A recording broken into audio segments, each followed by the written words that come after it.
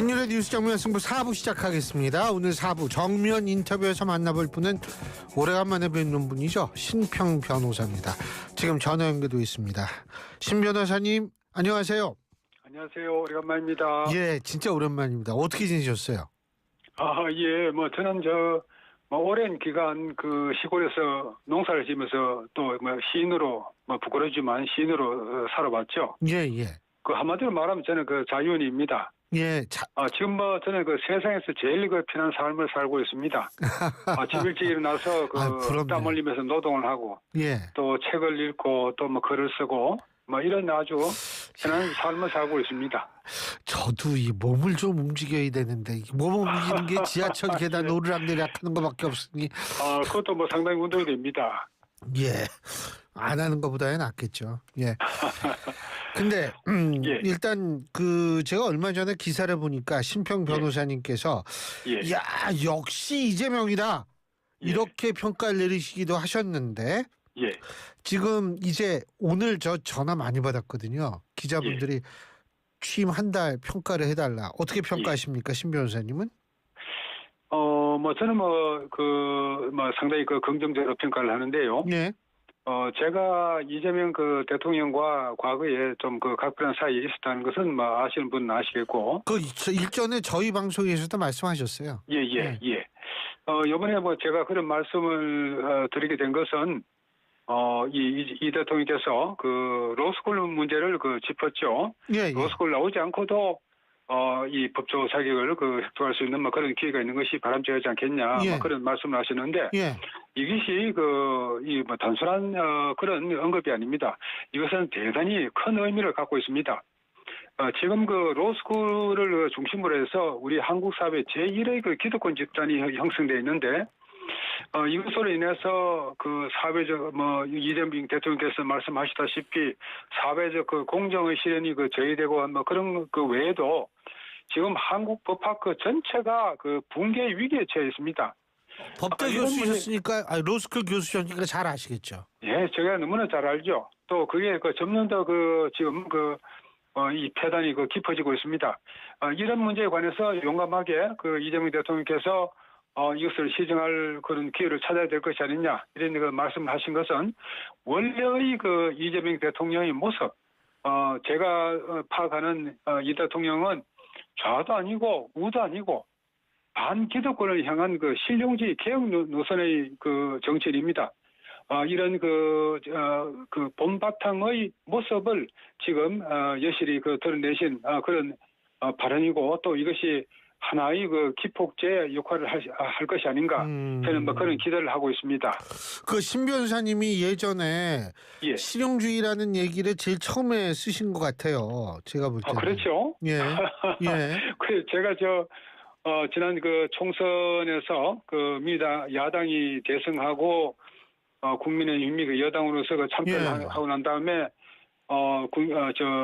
민주당 측에서 이재명 대표 측에서 이 협치내각에 참여할 용의가 있다. 그것을 좀 대통령실에 전달해달라고 해서 제가 대통령실에다가 이재명 대표와 당시 윤석열 대통령이 만나시고 또 협치내각을 구성하는 게 좋겠다고 하면서 제가 두 가지의 이재명 대표에 대한 평을 내걸었죠.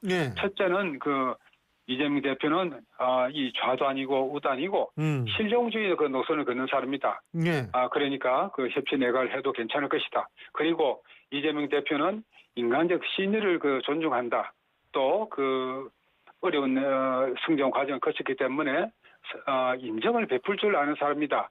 이런 말로 이 용산의 대통령실을 설득하려고 했던 기억이 있습니다. 근데 그 후에 제가 기억하기로는 제일 처음 실용주의 노선을 이재명 대통령께서 취하시는 분이라고 정치인이라고 제가 언급한 것 같은데 그 후에 이것이 국정의 방향으로까지 상향을 한 것 같아서 제가 조금 놀라고 있습니다. 근데 어떻게 만나시게 된 거예요? 이재명 대통령하고 예전에? 저는 그분이 이제 성남시장을 하셨잖아요. 그 무렵인데 그때 또 대선 도전을 했죠. 민주당 대통령 후보에 도전했죠.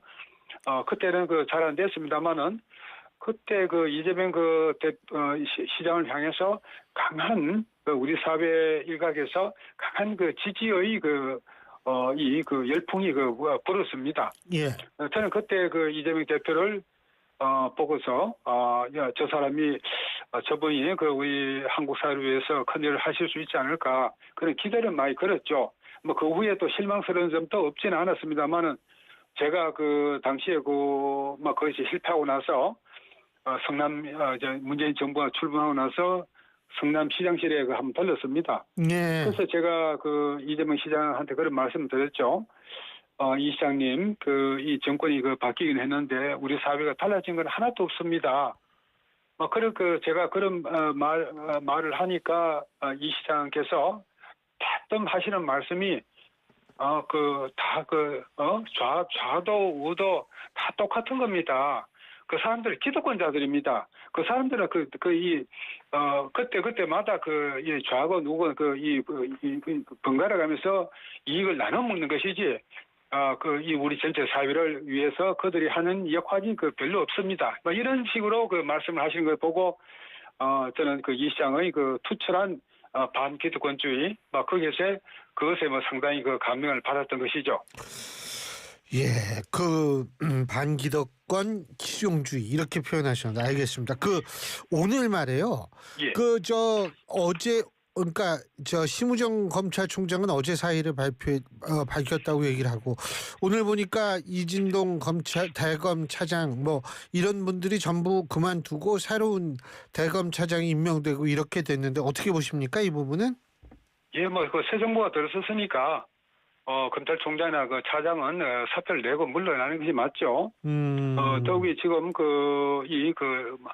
완전한 정권 교체가 되지 않습니까? 예. 이런 경우에는 스스로 용퇴하는 것이 바람직하고, 또 심우정 검찰총장이 지금까지 여러 가지 처신을 해온 것으로 봐서 예. 분명하고 어떤 공직자로서 현명한 처신을 하신 것이 아닙니다.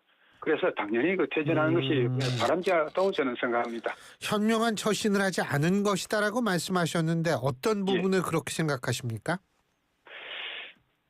무엇보다도 말이죠. 지금 어떻든 이 내란의 프레임으로 해서 지금 정권 교체가 이제 윤석열 전 대통령이 탄핵되고 또 오늘에까지 이르렀습니다만은, 이 내란죄의 성립에 대해서 여러 가지 말들이 있습니다. 그리고 저를 포함한 대부분의 법학자들은 내란죄까지는 가는 것이 아니지 않느냐, 이런 의견을 가지는 것이죠. 그것을 당시 학자들 의견 한번 안 들어보고 바로 내란죄에서 급속하게 기소를 하고 한 것은 그것은 신중하지 못한 처사였다고 저는 생각합니다. 그러면은 윤석열 전 대통령 지금 내란 특검 수사를 받고 있는데 이 부분은 어떻게 보십니까? 글쎄요, 나중에 이제 재판을 거쳐서 어떤 결론이 나겠습니다만은, 저는 하나의 역사의 법정에서 본다 그러면은, 이것은 내란죄라고 보기는 어려울 것입니다.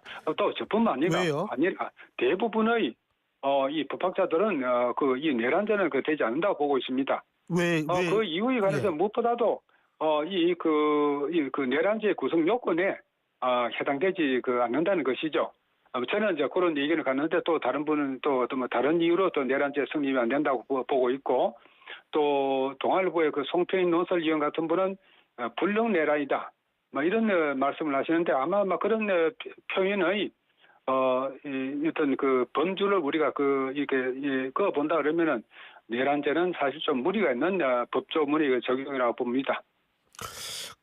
근데 지금 윤석열 전 대통령이 내란 특검에서 이렇게 소환을 하면 9시에 와라 그러면 10시에 가겠다 그러고 지하로 들어가겠다 그러고 또 오후에 수사 같은 거 맨 처음에 경찰이 이거 하는 거는 못 받아들이겠다 거부하고, 검사가 투입되니까 하고, 그리고 이번에도 7월 1일 날 와라 그랬는데 안 나가고 7월 5일 날 그래서 나오라 그러니까 이번엔 가겠다 그러고, 이런 모습은 어떻게 평가하세요?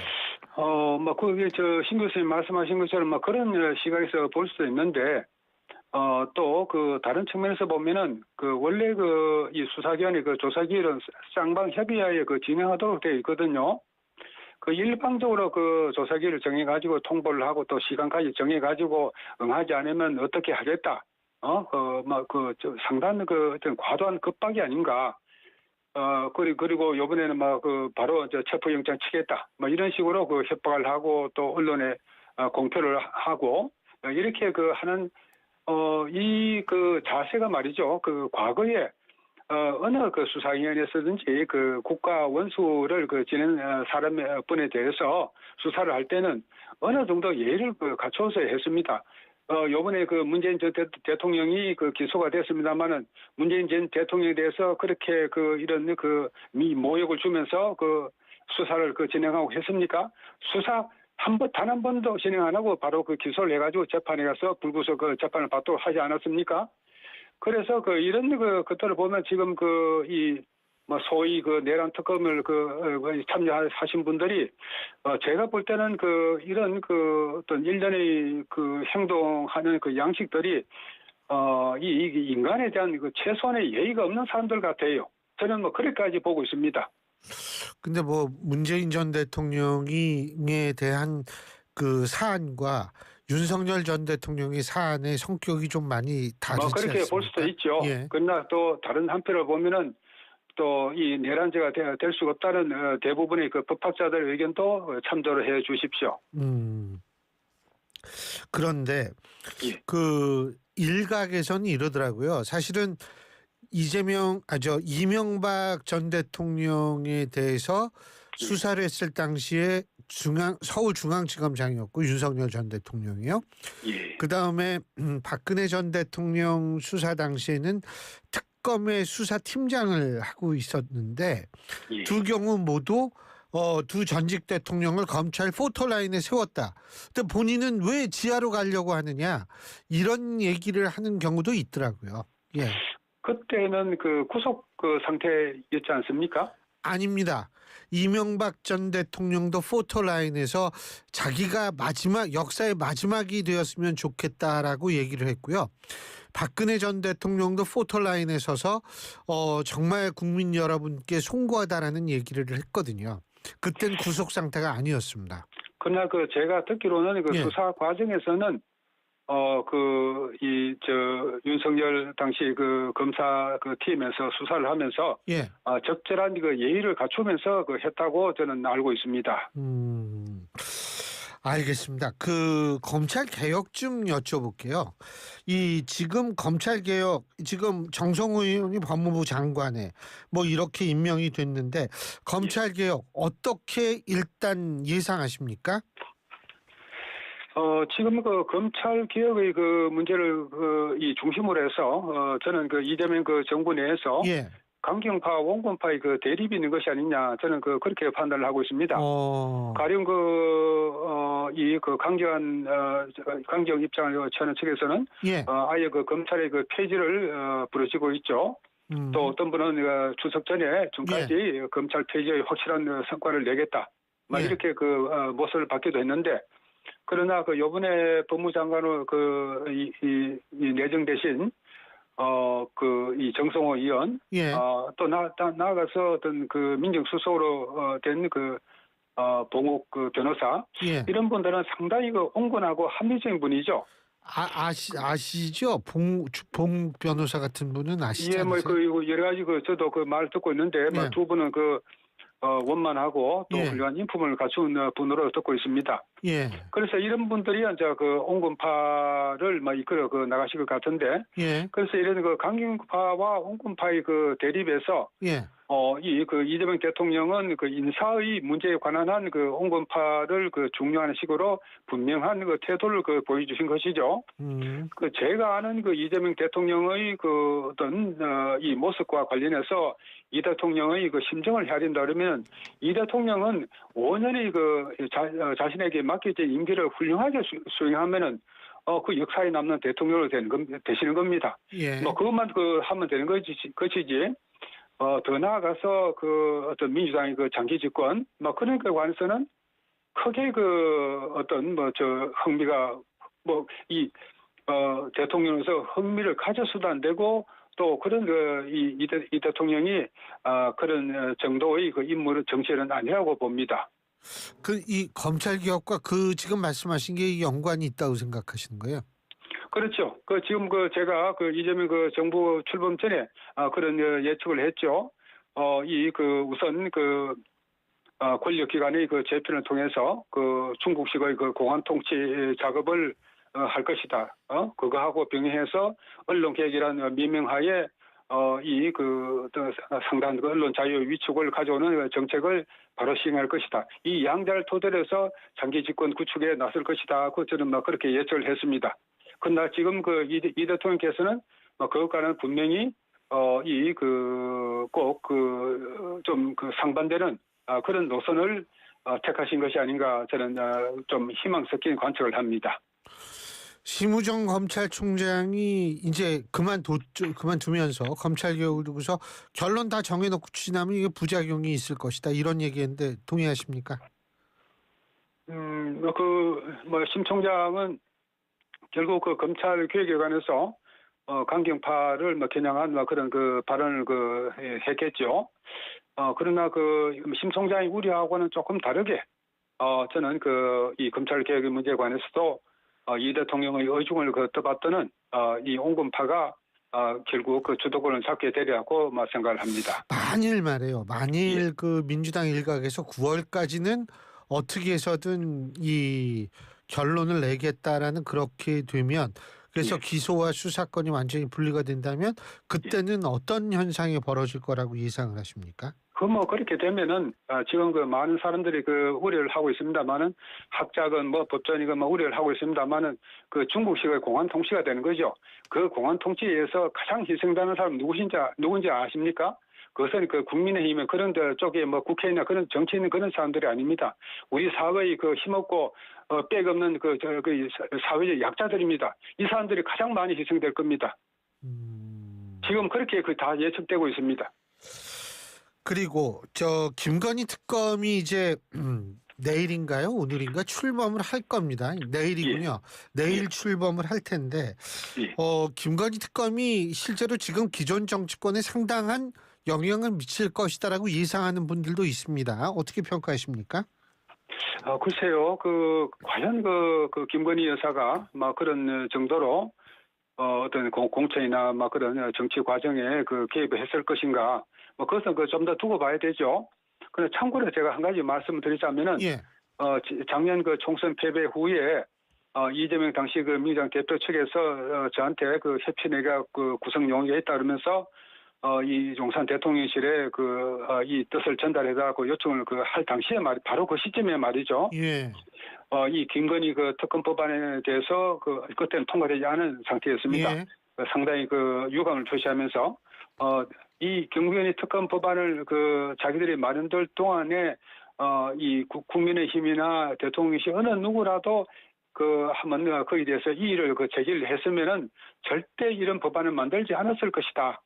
이런 말을 하면서 저한테 그런 좀 전달의 의사를 부탁을 했습니다. 그런데 여러 가지 후에 많은 상황 변화가 있었죠.